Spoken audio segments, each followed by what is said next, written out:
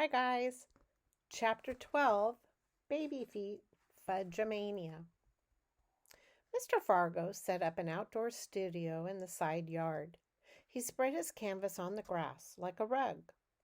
On Saturday morning, I saw him climb a ladder with a bucket of blue paint. When he got to the top, he tossed it at his canvas. So when Sheila screamed, "Mrs. Hatcher, come quick! Fudge is all blue!" I figured he'd gotten into Mr. Fargo's paint. Grandma and Mom came running from one direction, me and Jimmy from another. Fudge was sprawled out on the ground near his garden. His face was streaked with blue. His shirt was stained blue. His hands were blue. He had blue in his hair. Even his tongue, which hung halfway out of his mouth, was blue. "Mr. Fargo's going to go nuts," I told Mom. "None of us are supposed to go anywhere near his art supplies." "I don't think it's paint," Mom said, spying an empty fruit basket on the ground. She picked it up and waved it at Fudge. "Did you eat up all the blueberries?" Fudge moaned. "You ate our blueberries?" I said. "Jimmy and I were on our knees more than 2 hours picking them, and Grandma was going to bake us a pie." "I didn't eat them all," Fudge said in a very small voice. "Turtle ate some." "You fed Turtle blueberries?" I said. "He liked them." "Turtle's a dog," I said. At the sound of his name, Turtle appeared from behind the bushes. He plopped down next to me. "Let me see your tongue," I said, opening his mouth. "Blue." His tongue and teeth were all blue. Fudge clutched his stomach and moaned again. "Boy, are you going to be sick," Jimmy told him. "I already am," Fudge cried. "My tummy hurts so bad." "I'm not surprised," Mom said. "I know exactly what he needs," Grandma said, heading for the house. She came back with that peppermint medicine we get every time we have an upset stomach. "Down the hatch," she sang, feeding him 1 teaspoonful. "How about some for Turtle?" I asked. "Why not?" Grandma said. "What's good for the goose is good for the gander." I held Turtle's mouth open and Grandma poured in a spoonful. "Blue gas," Jimmy whispered. "He's going to make blue, steamy, gurgling gas." "I don't want blue gas," Fudge cried. "What are you talking about?" Mom said. "There's no such thing as blue gas." "There is if you eat enough blueberries," I told her. "Really, Peter," Mom said.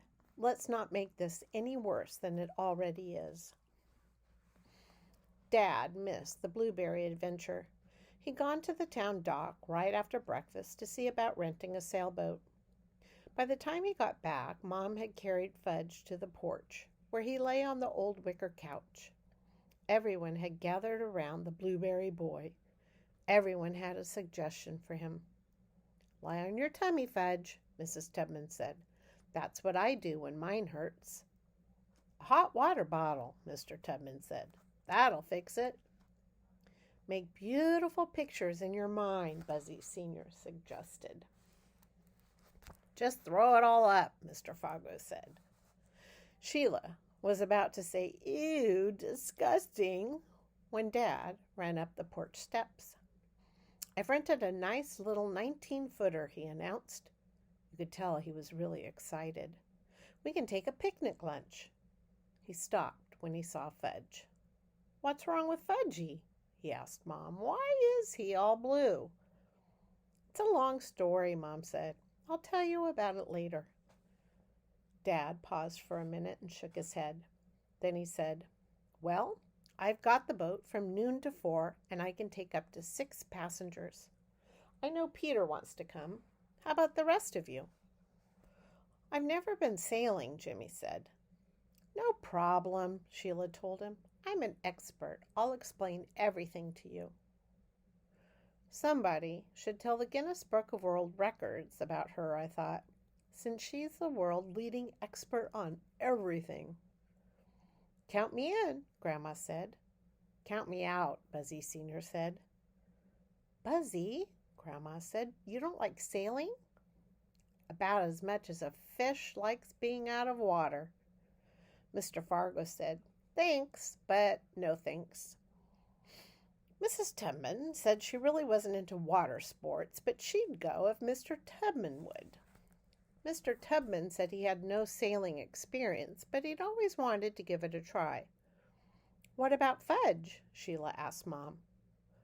Fudge isn't going anywhere, Mom said. Except to the bathroom, Jimmy whispered to me, and we both cracked up. All 7 of us piled into the back of Mr. Fargo's truck. Have a good sail, he called when he dropped us off with our gear. The boat Dad rented was tied to the dock. It looked kind of small, especially next to the really big boats that were moored in the harbor. As soon as we were on board, Dad handed out life jackets. There was one for each of us, and Dad's rule was we had to wear it the whole time. Then he started to explain the man overboard rule. Excuse me, Mr. Hatcher, Sheila said. But couldn't we call it the person overboard rule? I mean, man overboard sounds so sexist. Okay, Dad said, the person overboard rule. He appointed Mrs. Tubman and me official spotters. If anyone fell into the water, our job was to point. No matter how the boat turned, no matter how it rocked, the spotter had to keep pointing so the person overboard didn't get lost. Maybe I should just wait here, Jimmy said. Nah, once we get going, you're going to like it, I told him. I don't know, Jimmy said. I'm not the world's greatest swimmer. Nobody's going swimming, I said. This water's so cold you'd have hypothermia in a couple of minutes. Hypo who? Jimmy said. Hypothermia, I said. That's when your body temperature falls really low. Most people who die when they fall in the water die from that, not from drowning. I think Jimmy would have jumped back onto the dock if we hadn't sailed away right then. Oh, my hat, Mrs. Tubman cried as we got going. The wind took my hat. We watched as it slowly drifted down into the water. Sorry, Jean, Dad said. You should have pinned it to your hair. I didn't know, Mrs. Tubman said. Now you do, Dad told her. I really like that hat, Mrs. Tubman mumbled. I don't think Dad heard her. He was at the tiller, which is the stick that steers the boat. Soon, we were moving along really fast for a sailboat. I liked the whoosh-whoosh sound as the boat cut through the water. Dad relaxed a little. So did the rest of us. We held our faces up to catch a few rays. Don't forget to use plenty of suntan lotion, Grandma said. Sheila slathered it all over herself. By the time she was done, she smelled like a coconut factory. I never burn, Jimmy told Grandma. Me neither, I said. Aren't you lucky, Grandma said. We sailed along that way for an hour before Dad called, Anybody ready for lunch? Yes, we all answered at once. We dropped anchor near a small island. I handed out our lunch bags. Jimmy had brought his favorites, sardines and onions on rye. The rest of us had cold chicken left over from last night's dinner. Am I hungry, Jimmy said, gobbling up one sardine and onion sandwich and starting on the next. Me too, Sheila said. I've never been so hungry in my entire life. It's the salt air, Grandma said. It does wonders for your appetite. The 3 of us polished off a bag of chips, a box of cookies, and all the juice. Then we hit the fruit. Don't stuff yourselves, Grandma told us. It's better to eat lightly when you're sailing. But we're anchored now, Jimmy said, helping himself to a second peach. Grandma raised her eyebrows. After lunch, we relaxed for a while. Dad took a snooze. Grandma and Mrs. Tubman had a heavy discussion about the problems of the city. Mr. Tubman read a mystery, and the 3 of us played hearts with the deck of cards Sheila had brought in her pack. I'm always prepared, she told us. After a couple hands, she said, Speaking of prepared, is there a bathroom on this boat? Look around, I told her. Do you see a bathroom? Since we were in an open boat, it didn't take much to figure out the answer to that question. Well, what's a person supposed to do? She asked. A person is supposed to go before. I did. Then a person is supposed to wait until we're back. She checked her watch. That's almost 2 more hours. If it's an emergency, Dad has a bucket, I told her. A bucket? Sheila said. That's disgusting, Jimmy and I sang at the same time. Just when I think it's possible that the two of you are human beings, you prove me wrong. Sheila's outburst woke Dad. He checked his watch. We better get started. We'll be heading into the wind on the way back, so it's going to take longer. Once we were underway, it felt a lot colder than before. We pulled on sweatshirts. Sheila shivered and moved closer to me. I moved away from her and closer to Jimmy. It got more and more windy as the sky filled with big gray clouds. The boat tipped and water splashed over the rail, spraying us. That's when Jimmy grabbed my arm and said, I feel funny. Dad, I called. Jimmy feels funny. Keep your eye on the horizon, Dad told him. What horizon? Jimmy asked. His eyes were rolling around in their sockets and he was turning green. Grandma said, breathe through your nose, Jimmy. Inhale, exhale. Inhale, exhale. There were waves now with white caps. The boat tipped way over and Sheila screamed, do something before we all drown. It's all right, Grandma said. This is a keel boat. It can't go over. It can't go over, I told myself. It can't go over. Jimmy was trying to breathe through his nose like Grandma said. I think he was more scared than sick. A puff is coming, Warren, Grandma called. A puff of what? Sheila called, grabbing me.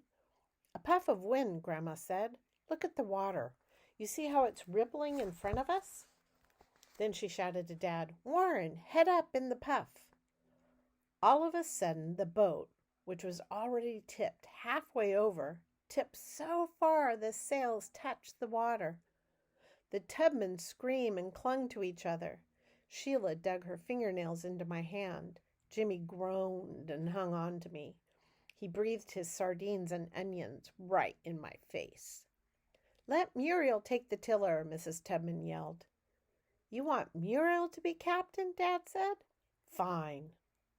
Really, Warren, Grandma said, you're overreacting.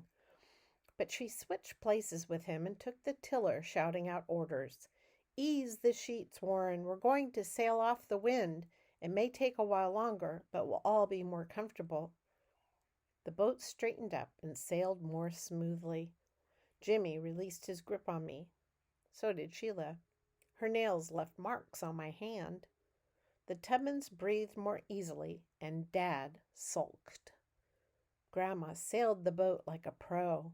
She explained everything as she did it to make us feel more secure. Now, as we pull up, Warren will jump onto the dock, she said, and while he ties us up, I'll drop the sail. She looked over at Dad.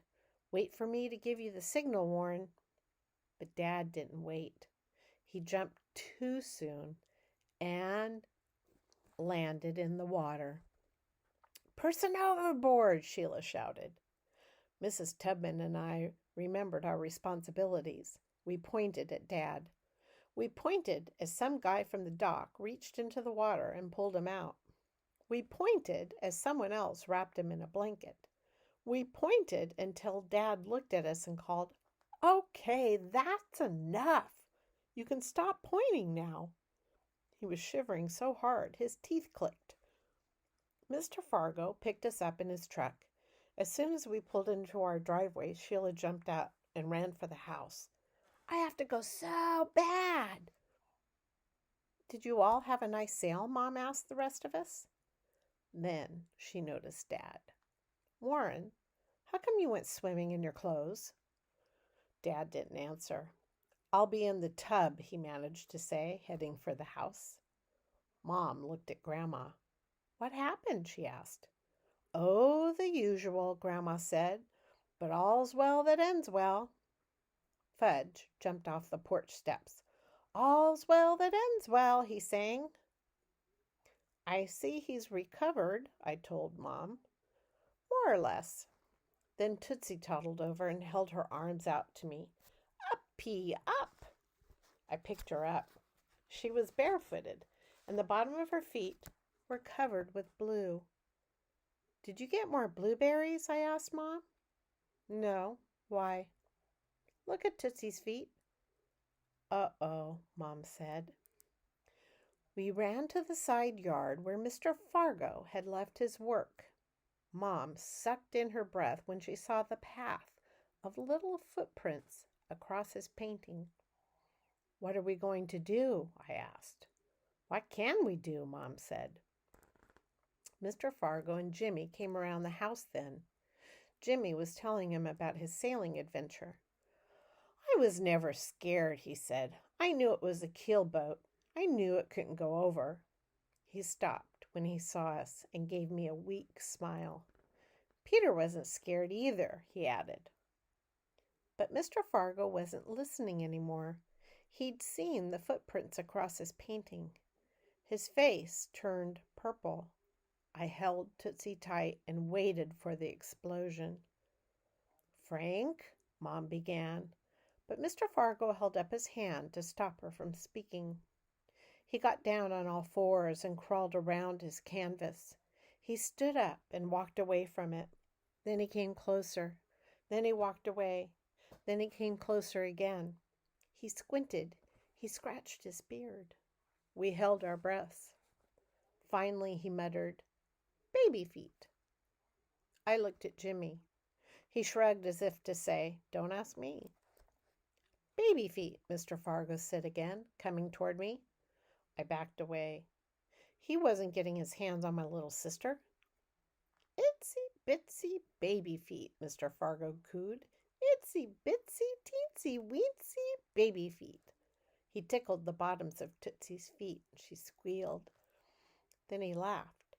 Mr. Fargo actually laughed. "How'd you like to be my partner, Tootsie Pie?" She held her arms out to him. He swung her up in the air. "I think we've got something here," he told her. "I think those little baby feet of yours are going to be a big hit." None of us knew what he was talking about, but we were all relieved. That night, after supper, Jimmy and I used up a whole jar of Noxzema. We had sunburned faces, necks, and ears. Our ears hurt more than anything. "Why didn't you use suntan lotion?" Mom asked. "I never burn," Jimmy said. "Famous last words," Grandma said. Then Dad, who'd had supper in his room, came down in his robe. He clinked a spoon against a glass and said, "I'd like your attention for a minute." Everyone looked at him. "I behaved very badly this afternoon," he said, "and I want to apologize to everyone on the boat, but especially to Muriel, who saved the day." "Apology accepted," Grandma said. I was proud of Dad for admitting that he acted like a sore loser, so when he looked over at me, I gave him the high sign, and he smiled. Then Mr. Fargo clinked a spoon against his glass. He stood up and said, "I want to thank Tootsie for walking across my canvas and giving me the idea for a series of paintings called Baby Feet." "Hear, hear," Buzzy Sr. said, raising his coffee cup. "Let's have a toast to Baby Feet and to Muriel, who always saves the day." He gave Grandma a big kiss. Grandma blushed. "Buzzy," she said, "not in front of the children." Somehow, I don't think Grandma was talking about us when she said children. I think she meant Mom and Dad and Mr. and Mrs. Tubman, because they were the only ones who looked surprised by that kiss. That's the end of chapter 12. See you guys soon again.